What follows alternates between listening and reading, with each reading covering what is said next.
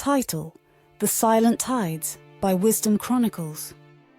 The sea was old, older than the men who fished its depths, older than the cliffs that cradled it. Its waves whispered secrets of forgotten tales, tales of men and beasts, of love and despair. In this ceaseless expanse, where the horizon blurred into a distant, unattainable line, lived Santiago, a fisherman who had known the sea longer than he had known himself. Santiago's skin was like leather, weathered and bronzed by the sun, his hands calloused from years of battling the sea. His eyes, a deep blue, mirrored the ocean, and in them flickered the wisdom and sadness of a life spent in solitary communion with the waves. He lived in a small, weather-beaten cabin by the shore, its walls echoing with the ghosts of his past. Each morning Santiago would set out to sea before dawn, his small boat cutting a lonely figure against the vast, indifferent ocean. He fished not for sport, but for survival, his life entwined with the ebb and flow of the tides. The village had long since forgotten him, a relic of a bygone era, but Santiago needed neither their recognition nor their pity.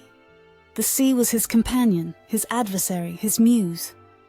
Days turned into weeks, and weeks into months, with Santiago returning each evening with little to show for his efforts. The sea, once bountiful, now seemed barren, its depths holding back the riches it once freely gave.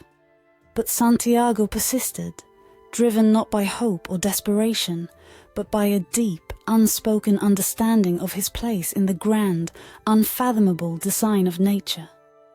One morning, as the first light of dawn painted the sky in hues of orange and pink, Santiago felt a tug on his line, a tug unlike any he had experienced before. His heart quickened as he grasped the rod, feeling the weight and the power of the creature below. It was a marlin, he was certain, a mighty beast that had eluded him for years.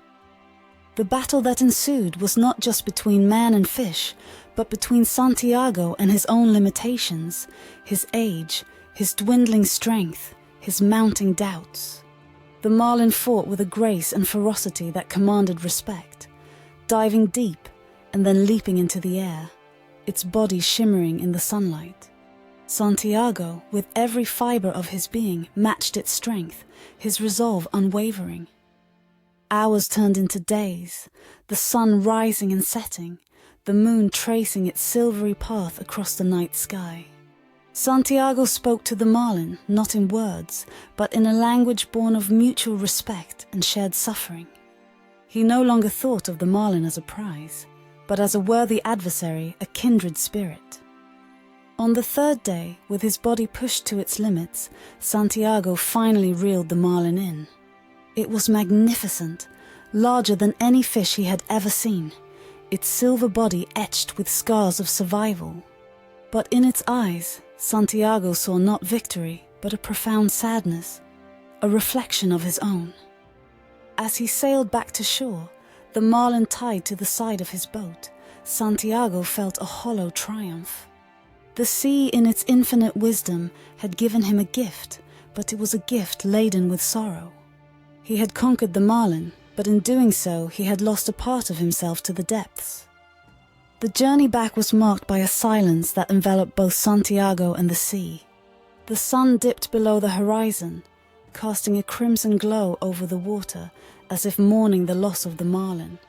Santiago did not look back, his eyes fixed on the shore that seemed to drift further away with each passing moment. As he neared the beach, a crowd had gathered, drawn by the sight of the massive marlin.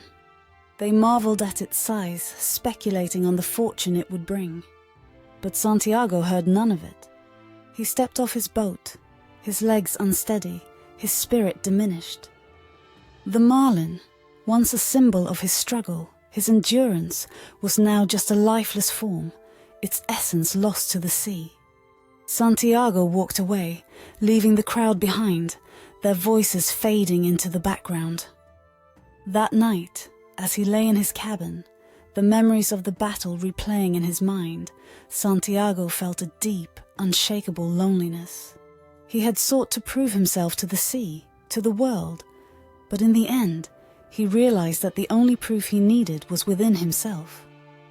The sea, he understood, was not a foe to be conquered, but a force to be revered, a reminder of the smallness of man in the face of the vast, eternal mystery of nature.